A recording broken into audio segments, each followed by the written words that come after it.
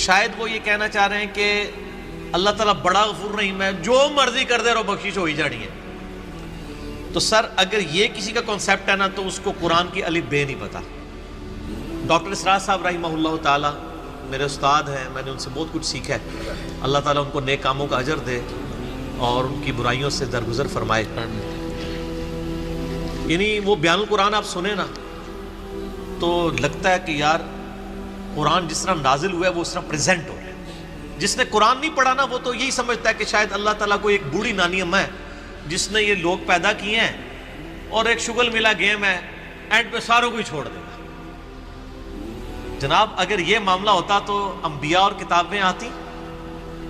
امام محمد غزالی نے کیمیائے سعادت میں لکھا ہے کہ جو علماء ممبروں پہ چڑھ کے لوگوں کو یہ بتا رہے ہیں نا کہ اللہ تعالیٰ بڑا غفور الرحیم ہے اور وہ سب کو بخش دے گا چاہے جس طرح کی مرضی زندگی گزارو، وہ اصل میں یہ بتانا چاہ رہے ہیں کہ اللہ تعالیٰ کے پیغمبر جھوٹے تھے نعوذ باللہ، ان کے ساتھ جو کتابیں نازل ہوئیں، یہ اس میں جو وعیدیں آئی ہیں کہ جو نافرمان ہیں ان کو دوزخ میں جھونکا جائے گا، یہ سب کا سب جھوٹ ہے اور وہ یہ صحیح کہہ رہے ہیں۔ پھر امام غزالی کہتے ہیں ایسے علماء واجب القتل ہیں۔ میں آج کے کسی میٹھے میٹھے مبلغ کے اوپر قتل کا فتویٰ نہیں لگا رہا، امام غزالی کہہ رہے ہیں کہ جو اس قسم کی رحمت کی آیات سنا سنا کر ان کا غلط مفہوم بیان کر کے خدا سے دور کر رہے ہیں۔ یہ تو یہودیوں کا یہی تو عقیدہ تھا، سورۃ البقرہ میں آتا نا، وہ کہتے ہیں کہ ہمیں اللہ تعالیٰ چند دنوں کے لیے ڈالے گا دوزخ میں پھر نکال لے گا، ہم تو اللہ کے چہیتے ہیں۔ اللہ تعالیٰ ماتا تم نے کوئی عہد لیا ہوا ہے اللہ سے؟ سورہ بقرہ شروع میں اسی لیے ہے کہ تم سے ایک پہلے تم سے زیادہ لاڈلی امت تھی، اس حوالے سے کہ اس میں زیادہ پیغمبر آئے، 3 کتابیں نازل ہوئیں، تورات، زبور، انجیل۔ لیکن جب انہوں نے ہم سے روگردانی کی تو ہم نے دیکھو اسے ضربت علیہم الذلہ والمسکنہ، ان پہ ایسی ذلت اور مسکنت آج تک طاری ہے۔ تو سر یہ باتیں کرنا تھانے دار والا معاملہ نہیں، قرآن کا اسلوب بھی بڑا سخت ہے، اس میں کوئی شک نہیں۔ اور میں اکثر بتاتا ہوں 2011 کی بات ہے، ہمارے محلے میں ہی ایک مسجد، یعنی لڑکیوں کا ایک مدرسہ ہے اہل حدیث کا، تو وہاں پہ ایک آنٹی ہیں جو ڈاکٹر فرحت ہاشمی کی کلاس فیلو ہیں، اسٹوڈنٹ نہیں کلاس فیلو ہیں، تو وہ رمضان میں دورہ قرآن کرواتی تھی۔ تو میں نے اپنی وائف کو کہا، اس وقت 3 بچے تھے ماشاءاللہ 4 ہیں، میں نے کہا میں بچے سنبھالتا ہوں، تم نہ رمضان میں پورا قرآن گو تھرو کرو۔ وہ صبح 9 سے لے کے 12 بجے تک ایک پارہ کور کرواتی تھی، پورے رمضان میں قرآن ختم۔ میں کہا تیری جدی پشتی کسی نے پورا قرآن نہیں ترجمے نال پڑھا ہونا اس طریقے نال، تو تے اللہ دی بندی پڑھ لے۔ اچھا جب وہ قرآن پڑھ کے مکمل ہو گیا کورس، میں نے اس کو کہا کہ تم نے کیا سیکھا؟ اس نے ایک جملے میں کنکلوڈ کیا، اس نے کہا جی مجھے جس خدا کا تعارف کروایا گیا تھا نا اس معاشرے کی طرف سے اور میرے ماں باپ کی طرف سے، وہ خدا کوئی اور ہے، اور جو خدا قرآن میں ہے نا وہ کوئی اور ہے۔ میں نے کہا کیا مطلب؟ اس نے کہا خدا تو بڑا ڈاڈا ہے۔ یہ تھانے دار اور یہ وہ اس طرح کے ٹرمز ڈیوائز کر رہے ہیں، آپ ذرا قرآن تو پڑھ کے دیکھیں۔ قیامت کے دن اللہ نے اپنا نام کیا رکھا ہوا ہے؟ للہ الواحد القہار، لمن الملک اليوم، للہ الواحد القہار۔ آج کے دن کس کی بادشاہت ہے؟ اس اکیلے قہار کی جو سب پہ چھایا ہوا ہے۔ سورۃ المومن میں آتی ہے آیت، جسے سورہ غافر بھی کہتے ہیں۔ پھر صحیح بخاری میں حدیث ہے، نبی صلی اللہ علیہ وآلہ وسلم ایک چوراہے سے گزرے، کچھ اصحاب جو ہیں وہ ہنس رہے تھے، اب رک گئے۔ آپ نے فرمایا جو کچھ میں جانتا ہوں نا تم جانتے ہوتے تو بہت کم ہنستے، زیادہ روتے۔ تو نبی علیہ السلام کا تو مبارک زندگی میں تو بڑی سنجیدگی ہے۔ اگر کوئی یہ سمجھتا ہے کہ بغاوت کی زندگی گزارے، اپنی مرضی کی زندگی، نہ، دنیا جو اللہ کی مرضی کی گزارے گا آخرت پھر وہ اس کی مرضی کی ہوگی، لیکن جو اپنی مرضی کی دنیا گزارے گا آخرت پھر اللہ کی مرضی کی ہوگی، یعنی دوزخ میں۔ وَلِعَوْذُ بِاللَّهِ تَعَالَى اللَّهُمَّ أَجِرْنَا مِنَ النَّارِ۔ یہ اتنا معاملہ آسان نہیں ہے۔ اللہ تعالیٰ سورہ حجر میں فرماتا ہے، اعوذ باللہ من الشیطان الرجیم، نبی عبادی انی انا الغفور الرحیم۔ اے نبی علیہ السلام میرے بندوں کو خبر دے دو کہ میں بڑا بخشنے والا مہربان ہوں، لیکن پھر ساتھ ہی فرمایا کہ ان کو یہ بھی بتا دو کہ میرا عذاب وہ بھی بہت سخت ہے۔ بیلنس کرو۔ باقی یہ ٹھیک ہے، بخاری مسلم کی حدیث ہے کہ نبی علیہ السلام نے فرمایا کہ اللہ تعالیٰ نے مخلوقات کی پیدائش سے پہلے اپنے پاس عرش پہ یہ عبارت لکھ لی تھی کہ میری رحمت میرے غضب پہ سبقت لے جانے والی ہے، لیکن کس معاملے میں؟ باغیوں کے لیے نہ، ان لوگوں کے لیے جو پوری ایفرٹ پٹ کریں پھر بھی ان سے معاملات سیدھے نہ ہو, اللہ کی طرف رجوع لائیں. قرآن میں کہیں یہ نہیں ہے کہ ڈٹ کے گناہ کرو, باغی بنے رہو, میں توبہ قبول کروں گا. قرآن میں ہمیشہ آیا ہے کہ آپ غلطی کر بیٹھو, اللہ کی طرف رجوع لاؤ, اس کے بعد اپنی اصلاح کرو, اللہ تعالیٰ کو بخشنے والا مہربان پاؤ. اسی پہ میرا مسئلہ نمبر 18 ہے, گناہ کبیرہ اور توبہ کا بیان, اور وہ آیت نمبر بھی 17 اور 18 ہی ہے سورۃ النساء کی. میں وہ پڑھ بھی دیتا ہوں. اعوذ باللہ من الشیطان الرجیم, بسم اللہ الرحمن الرحیم. انما التوبۃ علی اللہ, اللہ کے ذمہ ہے ان لوگوں کی توبہ قبول کرنا. کن لوگوں کی توبہ؟ للذین یعملون السوء بجہالۃ, جو گناہ کر بیٹھے جہالت میں, انجانے میں ان سے غلطی ہو جائے, گناہ ہو جائے. ثم یتوبون من قریب, اس کے بعد فوراً توبہ کر لے کہ یا اللہ غلطی ہو گئی. کو فجر کے بعد لیٹ اٹھا کہ یا اللہ معاف کر دے, کوشش تھی, الارم نہیں سن سکا, میں ابھی پڑھتا ہوں, مجھے معاف کر دے. اس طرح کا تو جو پڑھے ہی نہ, اوکے جی اللہ تعالیٰ نے کہا میں بڑا غفور رحیم. پورے قرآن میں میرا چیلنج ہے طارق جمیل صاحب کو بھی, میں ان کی بڑی عزت کرتا ہوں, بلکہ سب سے زیادہ میں نے ان کا دفاع کیا ہے جب ان کے خلاف ناسبیوں نے بھونکنا شروع کیا ہے. میں ان سے بڑی محبت کرتا ہوں, میں ایسٹ سمجھتا ہوں امت کے لیے. لیکن میں طارق جمیل صاحب سے پوچھتا ہوں, پورے قرآن میں کہاں لکھا ہے کہ باغی رہو تو میں معاف کروں گا؟ قرآن تو کہہ رہا ہے اللہ کے ذمہ ان لوگوں کی توبہ کا قبول کرنا ہے جو جہالت میں گناہ کر بیٹھے. ثم یتوبون من قریب, اس کے بعد فوراً توبہ کر لیں. فاولئک یتوب اللہ علیہم, بس ایسوں کی توبہ ہے, اللہ فرماتا ہے میرے ذمہ. وکان اللہ علیما حکیما, اور اللہ تعالیٰ علم والا اور حکمت والا ہے. علم ہے اس کے پاس, لیکن اس کی حکمت ہے, ڈھیل دیتا ہے کہ چلو توبہ کر لیں. اور اگلی آیت, وَلَيْسَتِ التَّوْبَةُ, اور اس کی تو کوئی توبہ قبول نہیں ہوگی. یہ میں نہیں کہہ رہا ہوں طارق جمیل صاحب, یہ اللہ کہہ رہا ہے. لِلَّذِينَ يَعْمَلُونَ السَّيِّئَاتِ, جو کہ گناہ کرتا ہے, حَتَّى إِذَا حَضَرَ أَحَدَهُمُ الْمَوْتِ, یہاں تک کہ جب اس کی موت کا وقت آ جاتا ہے, قَالَ إِنِّي تُبْتُ الْآنَ, وہ کہتا ہے یا اللہ میں اب توبہ کرتا ہوں. وَلَلَّذِينَ يَمُوتُونَ وَهُمْ كُفَّارٌ, اور نہ ہی ان کی توبہ قبول ہوگی جو کفر کی حالت میں مرے. یعنی وہ پہلے مسلمانوں کا ذکر ہو رہا ہے, کافروں کو اللہ نے الگ کر دیا ہے. یعنی ایسے مسلمان جو موت کے وقت توبہ کریں ان کی بھی توبہ قبول نہیں, اور کافروں کی بھی. اولئک اعتدنا لهم عذابا الیما, ایسے لوگوں کے لیے ہم نے دردناک عذاب تیار کر رکھا ہے. اللہم اجرنا من النار, اللہم اجرنا من النار, اللہم اجرنا من النار. اللہم من احییتہ منا فاحیہ علی الاسلام, ومن توفیتہ منا فتوفہ علی الایمان. تو یہ تو دیکھ لیں, یہ تو قرآن کی ڈاکٹرائن ہے. آپ اس کو تھانے داری والی معاملہ کہہ رہے ہیں اور یہ کر رہے ہیں. باقی ٹھیک ہے کہ اگر ایک بندہ گناہگار ہے, آپ اس کو یہ کہیں کہ توبہ کر کے اللہ کی طرف آؤ. وہ 99 قتل والا واقعہ بھی ہے نا بخاری مسلم میں. ہم نہیں کہہ رہے مایوسی پیدا کریں, لیکن ہم کہہ رہے ہیں خام خواہ لوگوں کو امیدیں بھی نہ دلائیں. اور جو سیدنا علی کا قول ہے کہ انسان سویا ہوا ہے, جیسے ہی مرے گا جاگ اٹھے گا, اوہ یہ کیا ہو گیا, اینا نہ ہو جائے, کام نہ پا دو. ڈرانے میں ہی عافیت ہے نا.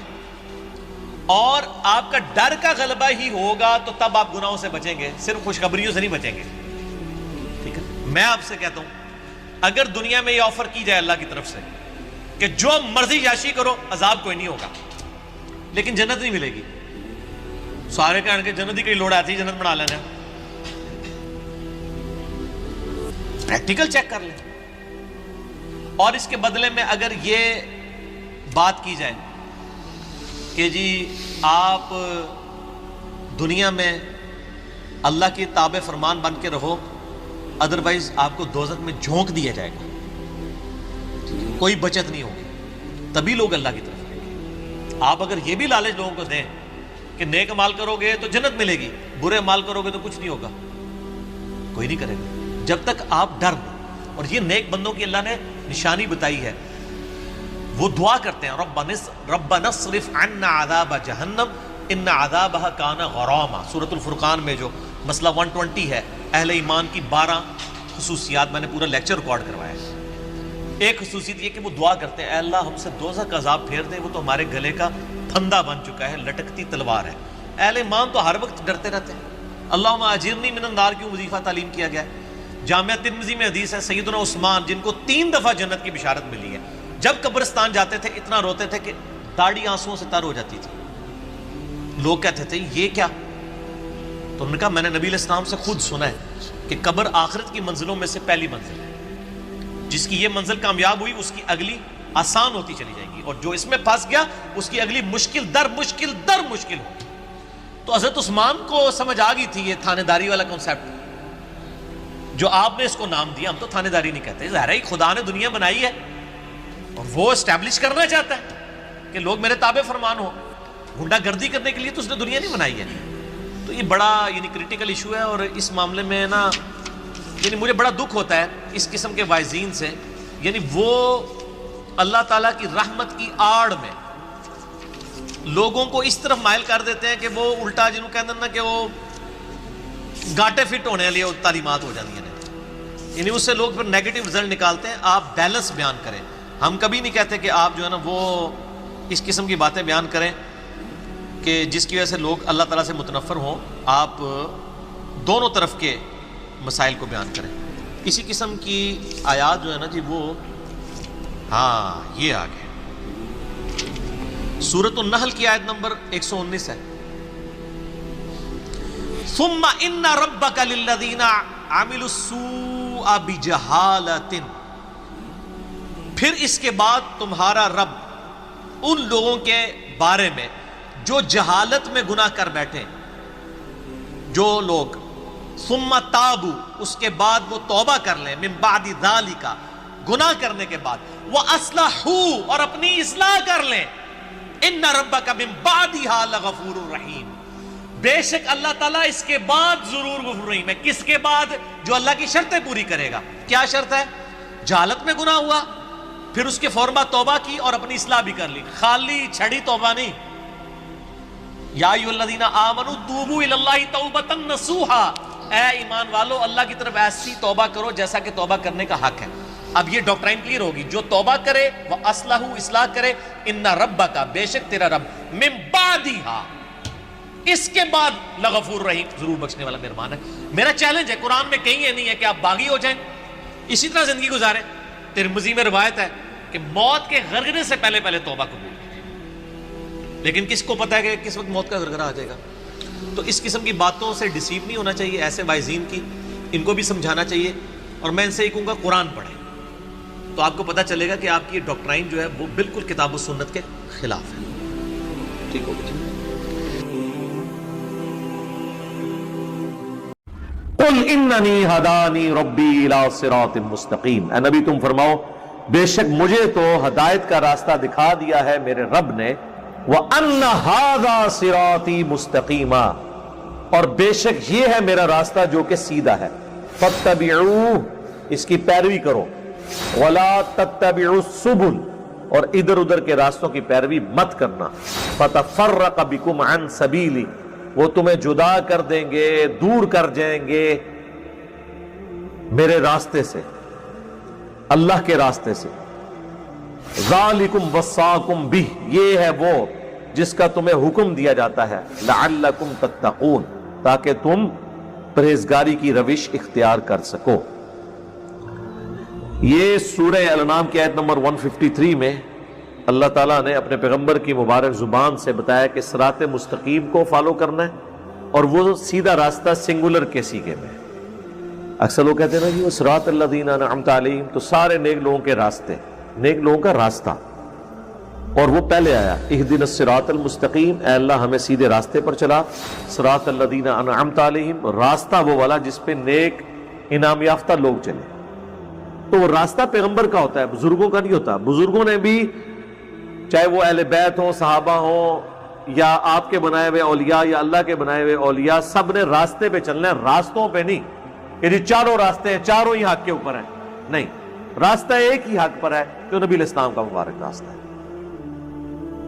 یہ آیت تلاوت کی آپ نے، حدیث ہے مسند احمد کے اندر، مشکات میں بھی آپ کو پہلی جلد میں کتاب و سنت کو مضبوطی سے پکڑنے والے چیپٹر میں مل جائے گی کہ نبی علیہ السلام نے زمین پہ ایک سیدھی لکیر کھینچی، اس کے دائیں بائیں ٹیڑھی لکیریں کھینچی، اور پھر آپ نے کہا وَأَنَّ هَذَا صراطی مستقیمہ، یہ ہے میرا راستہ جو کہ بالکل سیدھا ہے، اس کی پیروی کرو، ارد گرد کے ٹیڑھے راستوں کی پیروی نہ کرو، وہ تمہیں اللہ کے راستے سے ہٹا دیں گے۔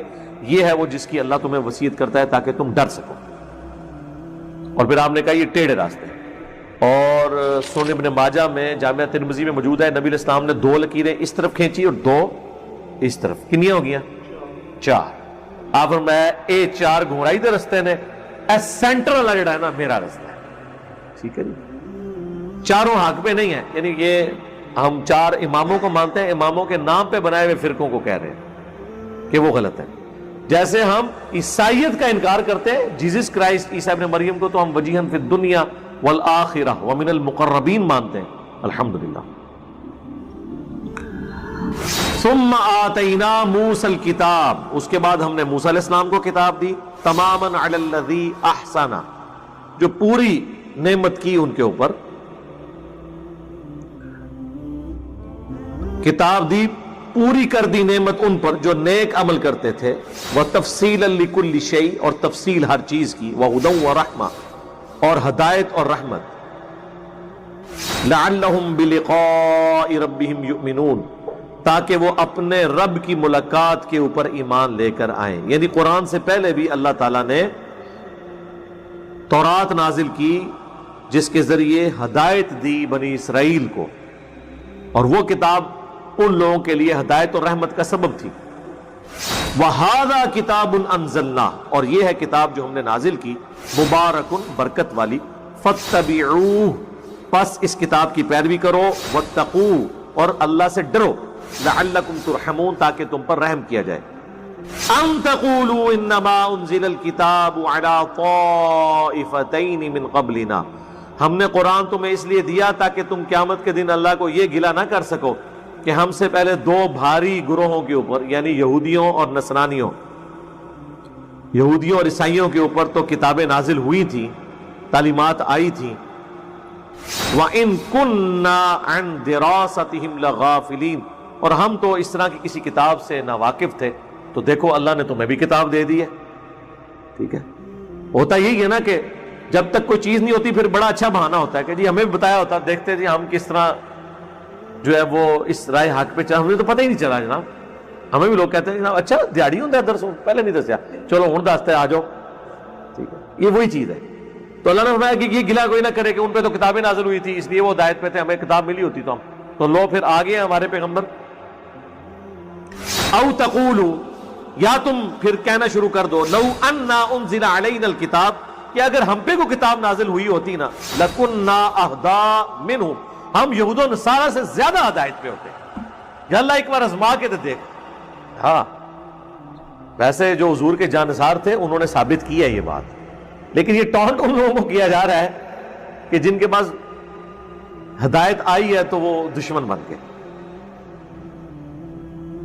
فقد جاءکم بینۃ من ربکم، تو پس آ گیا ہے تمہارے پاس، آ گئی ہے روشن دلیل تمہارے رب کی طرف سے، وَہُدًى وَرَحْمَةً، اور ہدایت اور رحمت۔ فَمَنْ أَظْلَمُ مِمَّنْ كَذَّبَ بِآيَاتِ اللَّهِ، تو اس سے بڑھ کر ظالم کون ہے جو اب اس قرآن کی آیات کو، اللہ کی آیات کو جھٹلا دے، وَصَدَفَ عَنْهَا، اور اس سے روگردانی کر دے۔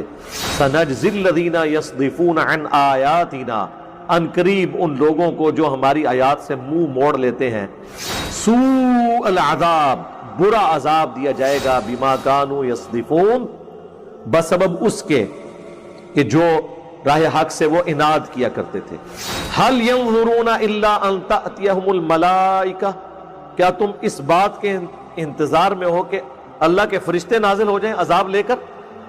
او یأتی ربک، یا تمہارا رب خود آ جائے، یعنی قیامت کے دن آنا نا، وجاء ربک والملک صفا صفا، او یأتی بعض آیات ربک، یا اللہ کی طرف سے کوئی بڑی نشانی آ جائے عذاب کی شکل میں تم پر۔ یوم یأتی بعض آیات ربک، پھر اس روز جب کہ نشانی آئے گی نا تمہارے رب کی طرف سے کوئی ایسی، لا ينفع نفسا ایمانها، تو پھر کسی ایمان لانے والی جان کے ایمان کو اللہ قبول نہیں کرے گا جب منہ مانگا معجزہ دے دیا جائے گا۔ تو ایسا ہوا نہیں ہے، لیکن پہلے سنت ہے، جس طرح کہ اونٹنی کا معجزہ آیا تو پھر قوم سمود کی توبہ اللہ نے قبول نہیں کی۔ لم تکن آمنت من قبل، جو کہ پہلے ایمان نہیں لایا ہوگا اس وقت ایمان لانا اسے نفع نہیں دے گا. او کسبت فی ایمانہا خیرا، یا پہلے اس نے اپنے ایمان کے ساتھ کوئی نیکی نہیں کی ہوئی تھی تو وہ اس کے کام نہیں آئے گی. قل انتظروا، اے نبی تم فرماؤ کہ انتظار کرو، انا منتظرون، بے شک میں بھی انتظار کرنے والا ہوں. ان الذین فرقوا دینہم، یہ وہ آیت آگی جو ہم نے اپنے منہج کے اوپر لکھ کے لگائی ہوئی ہے. اس کے اوپر میں کافی تفصیل سے پہلے بول چکا ہوں پچھلی قرآن کلاسز کے اندر. یہ تو ایک آیت ہے کہ اس پہ ہم کتنی دفعہ بولیں، ہماری پوری دعوت ہی یہی ہے کہ فرقہ واریت سے بچ کے آپ نے اسلام کی طرف آنا ہے. بے شک وہ لوگ جنہوں نے دین میں فرقے بنا لیے، وَكَانُوا شِيَعًا، اور گروہوں میں بٹ کے، لَسْتَ مِنْهُمْ فِي شَيْءٍ، اے نبی آپ کا ان سے کوئی تعلق نہیں ہے. انما امرهم الى اللہ، ان کا معاملہ اللہ کے سپرد. ثم ينبئهم بما كانوا يفعلون، پھر اللہ تعالیٰ انہیں خبر دے دے گا جو دنیا میں وہ کرتوت کیا کرتے تھے. یہ ویسے تعویل خاص کے اعتبار سے تو یہود و نصارہ کے بارے میں، لیکن تعویل عام میں جنہوں نے بھی دین میں فرقے بنائے ان کے اوپر یہ فٹ ہے کہ اللہ کے نبی کا تعلق ان کے ساتھ نہیں.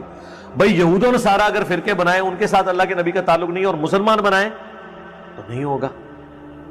جسے فٹ اسے گفٹ. من جاء بالحسنہ، جو کوئی قیامت کے دن نیکی لے کر آیا ایک، فَلَهُ عَشْرُ أَمْثَالِهَا، تو اللہ تعالیٰ اس کو 10 گنا لوٹائے گا، اس کا ثواب 10 کے. وَمَنْ جَاءَ بِالسَّيِّئَةِ، اور جو کوئی ایک گناہ لے کے آئے گا، فَلَا يُجْزَى إِلَّا مِثْلَهَا، تو اس کو ایک کے بدلے ایک ہی برائی کا وبال چکھنا پڑے گا. یہ اللہ کی رحمت ہے. سبحان اللہ بحمدہ عدد خلقہ ورضا نفسی وزنت عرشی ومداد کلماتی. وہم لا یظلمون، اور ان پر ظلم نہیں کیا جائے گا. اب وہ مشہور آیات آ رہی ہیں جو میں نے کئی ایک لیکچرز میں پڑھی ہیں. قل اننی ہدانی ربی الی صراط مستقیم، اے نبی تم فرماؤ بے شک مجھے تو ہدایت کا راستہ دکھا دیا ہے میرے رب نے، سیدھے راستے کی طرف میری رہنمائی کر دی ہے. دینا قیما ملت ابراہیم حنیفہ، جو دین قائم ہے ابراہیم کی ملت پہ، جو سب سے ٹوٹ کر ایک اللہ کے ہو گئے تھے. وما کان من المشرکین، اور وہ شرک کرنے والوں میں شامل نہیں تھے. قل ان صلاتی، اے نبی فرما دیجئے بے شک میری نماز، ونسکی، اور میری قربانی، ومحیای، اور میری زندگی، ومماتی، اور میری موت، للہ رب العالمین، سب کچھ اللہ کے لیے. یہ جناب رکت انگیز آیات ہیں، گھنٹوں بولا جا سکتا ہے، لیکن اس صورت کو کنکلوڈ کرتے ہیں لا شریک لہ، میں اس کے ساتھ کسی کو شریک نہیں ٹھہراتا، اس کا کوئی شریک نہیں ہے. وَبِذَلِكَ أُمِرْتُ، اور مجھے بھی اسی بات کا حکم ہوا ہے. وَأَنَا أَوَّلُ الْمُسْلِمِينَ، کہ سب سے پہلے میں اپنے آپ کو مسلم، سر تسلیم خم کرنے والا، تابع فرمان ڈکلیئر کروں. نبی الاسلام کے لیے آیا کہ آپ کے سب سے پہلا مسلم میں ہوں، سب سے پہلے میں اپنے رب کے سامنے سرنڈر کرتا ہوں. قُلْ أَغَيْرَ اللَّهِ أَبْغِي رَبًّا، اے نبی ان سے فرماؤ کہ کیا میں اللہ کے سوا کسی اور ہستی کو اپنا رب مان لوں. وَهُوَ رَبُّ كُلِّ شَيْءٍ، جبکہ وہ ہر چیز کا پالنے والا ہے. وَلَا تَكْسِبُ كُلُّ نَفْسٍ إِلَّا عَلَيْهَا، اور کوئی نہیں کماتا شخص مگر وہ اس کا ذمہ دار خود ہوتا ہے. یعنی جو کوئی دنیا میں کرتوت کرے گا بھگتنے اسی کو پڑیں گے، کوئی جان کسی کا بوجھ اٹھانے والی نہیں ہوگی. اور وہ آگے بات آ بھی گئی ساتھ ہی اس کے ساتھ. وَلَا تَزِرُ وَازِرَةٌ وِزْرَ أُخْرَى، اور کوئی بوجھ اٹھانے والی کسی دوسرے کے گناہوں کا بوجھ نہیں اٹھائے گی. ثُمَّ إِلَىٰ رَبِّكُمْ، اس کے بعد لوٹ کر تمہیں جانا ہے مرجعکم، اپنے رب کی طرف. فَيُنَبِّئُكُمْ بِمَا كُنْتُمْ فِيهِ تَخْتَلِفُونَ، تو وہ تمہیں بتا دے گا جو کچھ تم دنیا میں اختلاف کیا کرتے تھے. لیکن وہاں پتہ لگنے کا فائدہ نہیں ہے. اگر یہود و نصارہ کو، قادیانیوں کو مرنے کے بعد اللہ کے حضور پیش ہو کے پتہ چلا کہ یہ حق ہے اور یہ باطل، تو واپس نہیں وہ دنیا میں آ سکتے. وَإِذَا مَسَّ الْإِنسَانُ ضُرٌّ دَعَا رَبَّهُ مُنِيبًا إِلَيْهِ، اور جب انسان کو کوئی تکلیف پہنچتی ہے تو وہ اپنے رب کو پکارتا ہے بڑے رجوع کے ساتھ، بڑی لمبے ہاتھ اٹھا کے اللہ کی طرف متوجہ ہوتا ہے. ثُمَّ إِذَا خَوَّلَهُ نِعْمَةً مِّنْهُ، جب ہم اسے اپنی طرف سے نعمت عطا کر دیتے ہیں، نَسِيَ مَن كَانَ يَدْعُو إِلَيْهِ مِن قَبْلُ، تو وہ ایسا بھول جاتا ہے جیسا کہ اس نے کبھی ہمیں پکارا ہی نہیں تھا. یہی ہوتا ہے. یعنی دنیا میں لوگ اللہ کو پکارتے ہیں، اللہ تعالیٰ مصیبت پریشانی حل کر دیتا ہے، اس کے بعد وہ یا تو اور ہستیوں کی طرف اس تکلیف کو دور کرنے کو منسوخ کرنا شروع کر دیتے ہیں، یا وہ کہتے ہیں جی میری تو پلاننگ ہی بڑی چنگی سی، دیکھو نا میں اس ٹائم بڑا منو سمجھ آ گئی سی کیا ہونا ہے تو میں کر لیا سی، تو انہوں اللہ نے بندہ جنی مرضی سمجھ آ جائے۔ اللہ کے سامنے تو اتنے فیکٹرز ہیں کہ کسی بھی انسان کو کسی بھی وقت وہ آنے واحد میں ہیرو سے زیرو اور زیرو سے ہیرو کر دے، اس کے لیے کوئی مسئلہ ہے؟ یعنی انسان کی ساری پلاننگز دھری رہتی ہیں، جیسا کہ مولا علی رضی اللہ تعالیٰ عنہ علیہ السلام کا قول ہے کہ میں نے اپنے ارادوں کے ٹوٹنے سے اپنے رب کو پہچانا ہے، یعنی میں پورا ارادہ کر لیتا ہوں، سارے کے سارے سرکمسٹانسز فیوریبل ہوتے ہیں میرے لیے، ڈن، اچانک پتہ ہی نہیں چلتا کہ یہ کیا ہو گیا، ایسا ہو جاتا ہے میرے بھائیوں۔ اور یہی چیزیں بیسیکلی اللہ تعالیٰ اپنا آپ انسان کو دکھاتا ہے کہ کوئی شخص اللہ تعالیٰ سے کبھی بھی آزاد نہیں ہو سکتا، حتیٰ کہ آپ دیکھ لیں سورۃ الکہف میں آیا کہ اے نبی علیہ السلام کبھی ایسا نہ ہو کہ آپ یہ ایک بات کہیں کہ میں کل یہ کام کروں گا اور آپ انشاءاللہ نہ کہیں، ایسا کبھی نہیں ہونا چاہیے، انشاءاللہ کے ساتھ کہنا ہے۔ اگر وقت کے پیغمبر کو یہ بات کی جا رہی ہے، ہمارے محبوب صلی اللہ علیہ وآلہ وسلم کو، کہ آپ نے کبھی مستقبل کے بارے میں انشاءاللہ کے بغیر بات نہیں کرنی، کبھی نہیں کرنا ہے میں کام کروں گا، مگر یہ کہ انشاءاللہ ماشاءاللہ کے ساتھ، کیونکہ انسان تو صرف ان فیکٹرز کو دیکھ رہا ہوتا ہے نا جو آپ کے سامنے، ہم نے کئی بار چیزیں دیکھی ہیں ہر فیکٹر کاؤنٹر کرتے ہیں، میرے جیسا تو وہمی بندہ کوئی شاید چھوڑتا ہی نہیں ہے، پھر بھی کچھ کوئی نہ کوئی پاک نکل آتی ہے بچوں، کیوں نکل آتی ہے؟ انسان کبھی آزاد نہیں ہوتا اللہ سے، اس کی تقدیر سے کبھی آزاد نہیں ہوتا، اسی لیے الحمدللہ عرصہ دراز سے ہم اپنی پوری ایفرٹ کر کے اس کے بعد اللہ پر ہی توقع رکھتے ہیں، اور میں یعنی جتنا اپنے دنیاوی معاملات میں یا دین کے کام میں ریسورسز کو مینیج کرنے میں وہمی ہوں نا، اس سے زیادہ میں الحمدللہ عرصہ دراز سے اللہ کے بارے میں وہمی ہوں کہ جب کچھ میں سب کچھ کر لیتا ہوں نا، اور مجھے سب سے زیادہ جس چیز کی ٹینشن ہوتی ہے نا وہ اللہ کی ہوتی ہے کہ اللہ تعالیٰ کو رکاوٹ نہ ڈال دے، اللہ کی طرف متوجہ رہتا ہوں ہر معاملے میں، اور اس کا میں نے پھر پازیٹیو رزلٹ دیکھا ہے کہ میرے بگڑے ہوئے کام جس میں میں نے کئی چیزیں اوور لک کی ہوئی ہوتی ہیں وہ پھر اللہ نے سنبھالی ہوتی ہیں، وہ خود بخود ریزالو ہونی شروع ہو جاتی ہیں، پتہ ہی نہیں چلتا کہ کہاں سے اللہ تعالیٰ معاملات کو سیدھا کرتا ہے۔ وَمَن يَتَّقِ اللَّهَ يَجْعَل لَّهُ مَخْرَجًا وَيَرْزُقْهُ مِنْ حَيْثُ لَا يَحْتَسِبُ، یہ قرآن کی آیت ہے سورہ طلاق کی، جو کوئی اللہ پر تقوی اختیار کرے گا ہم اس کو وہاں سے رزق دیں گے کہ اسے گمان بھی نہیں ہوگا۔ ان اللہ بالغ امری، اللہ تعالیٰ اپنے کاموں کو پورا کر کے رہتا ہے، اللہ نے جو ارادہ کر لیا نا جس کام کو بلوغت تک لے کے جانے کا وہ اس نے کر دیتا ہے، لیکن قد جعل اللہ لکل شیء قدرا، لیکن ہر چیز کے لیے اللہ نے ایک اندازہ مقرر کر رکھا ہے، یعنی جب وہ وقت آئے گا نا تبھی وہ معاملات ہوں گے، اس سے پہلے نہیں ہو سکتے، آپ جتنا مرضی ٹل لگا لیں، جس چیز کا جو وقت ہے وہ اسی وقت پہ ہونا۔ تو اللہ تعالیٰ فرماتا ہے کہ یہ جب ہم ان کو عطا کر دیتے ہیں پھر یہ فوراً اللہ کو بھول جاتے ہیں۔ وہ میں اگلے دن وہ قاسم علی شاہ صاحب کی ایک ویڈیو دیکھ رہا تھا، انہوں نے بڑی اچھی بات کی واسف علی واسف صاحب کے حوالے سے، وہ کہہ رہے تھے کہ وہ بتا رہے تھے کہ اللہ کی طرف آپ کی توجہ اور توکل کا لیول کیا ہونا چاہیے۔ ایک تو وہ توکل ہے جو ہمیں واعظین کی تقریروں میں نظر آتا ہے، ان کی کتابوں میں نظر آتا ہے، پریکٹیکلی وہ 1% اللہ پہ توکل نہیں کرنے والے ہوتے ہیں۔ اگر اللہ پہ توکل ہو تو وہ اپنے چاہنے والوں اور مریدین سے چندے اکٹھے نہ کر رہے ہوں اور ایک ایک چیز کی ٹینشن کر رہے ہوں، تو وہ ایسے معاملات نہیں ہوتے۔ وہ میرے ایک دوست ہیں، یہ واقعہ آپ نے یاد رکھنا ہے، میں دوبارہ آپ کو قاسم علی شاہ صاحب والا بعد میں سناتا ہوں، مجھے ایک اور واقعہ یاد ہے۔ میرے ایک دوست ہیں تو وہ کہتے ہیں کہ میرے ساتھ ایک پیر صاحب کے بیٹے جو ہے نا وہ کالج میں پڑھتے تھے، تو وہاں پہ کافی وہ عرس وغیرہ لگتا تھا، بڑے دور دراز سے لوگ آتے تھے، تو کہتے ہیں کہ وہ جب جن دنوں میں عرس ہوتا تھا نا تو وہ پولیس کو بار بار فون کر رہے ہیں کہ جناب سیکیورٹی کا بڑا خیال رکھنا ہے لوگوں دی جی، یعنی یہ لوگ آتے ہیں، پچھلی بار بھی آیا ہو گیا سی ہے کی ہویا سی جیب کٹ گئی تھی۔ میں نے دیکھا کہ پیر خانے پہ یا کوئی عرس پہ لوگ جا رہے ہوں، لوگ ان کو وہاں پہ مار رہے ہوں کہ یہاں ادھر کیا کرنے آئے ہیں، وہ تو بیچارے بڑے کمزور لوگ ہیں جو عرسوں کے خلاف ہیں، نہ ان کے پاس یہ کیپیبلٹی کہ وہ مارنے والے تو دوسری پارٹی ہیں۔ تو کہتا ہے میں نے اس کو کہا یار تم اتنی ٹینشن کیوں لیتے ہو، مطلب جو آ رہا ہے اس کو کہنا ہے جی اللہ تو بندے ہوئے جیبا کٹ جائیں گے سانو کہہ دیں گے تھے آگے، یہ اس نے خود بول کے کہا۔ اس نے کہا ہمارے مریدین کی اگر جیبیں کٹ گئیں تو یہ ہمیں کیا دیں گے، تو ہمیں ان کی جیبوں کی زیادہ فکر ہوتی ہے، اور مریدین اس لیے سے جا رہے ہیں کہ پیر صاحب جو ہے نا وہی ہماری حفاظت کرنے والے ہیں، اور پیر صاحب آپ کی جیب کی حفاظت کے لیے خود پولیس کے محتاج ہیں، آپ اندازہ کر لیں۔ اور وہ قاسم علی شاہ صاحب کہنے لگے کہ وہ واصف علی واصف صاحب ایک مجلس میں فرما رہے تھے کہ اللہ کے بندوں میں اور دنیا داروں میں کیا فرق ہوتا ہے۔ وہ کہتے ہیں اللہ کے بندے جو ہوتے ہیں نا، ان کو کوئی اگر پتھر بھی مار دیتا ہے نا آ کے، تو ان کو پتھر مارنے پر بھی غصہ نہیں آتا، وہ اوپر دیکھ کہتے ہیں یا اللہ خیر ہے، وہ غلطی ہوگی، کیوں؟ یہ حقیقت بات ہے کہ فاعل حقیقی اللہ ہے، یہ ذہن میں رکھیے گا۔ آپ کو جو مخلوق کی طرف سے تکلیف بھی پہنچتی ہے نا، اس کا فاعل حقیقی بھی اللہ ہے، کیونکہ جو ہزاروں تکلیف کے درمیان ہرڈل بنا ہوا ہے اسی نے اجازت دی ہے نا کہ چلو ایک چونڈی انہوں وڈ لے جائے، کیونکہ ہزاروں تکلیفیں تو اس نے آلریڈی بلاک کی ہوئی ہیں، ہمیں تو پتہ ہی نہیں کہ کہاں کہاں سے۔